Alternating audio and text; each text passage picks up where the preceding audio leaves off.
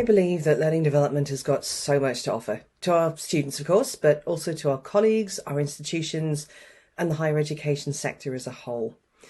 Too often, though, we're seen as the Cinderella of HE, mopping up the messes that no one else wants to, or worse, as a Tinkerbell that will just cease to exist if people ignore us for long enough.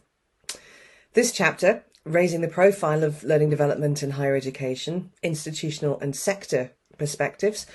explores how we're seen in the landscape of higher education and how we can position ourselves better as a profession so that we've got a more visible presence and authoritative voice in the strategic discussions that we could contribute so much to.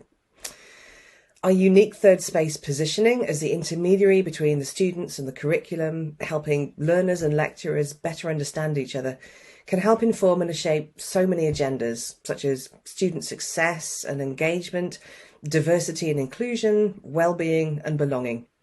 We have useful perspectives on questions such as artificial intelligence or learning analytics, and we can enrich curriculum design, quality assurance and education policy. Learning development is poorly understood in the HE sector though, and there's a tension between what our institutional management thinks we do and what we ourselves perceive our roles to be. This has perhaps resulted in a profession with low self-confidence and low status,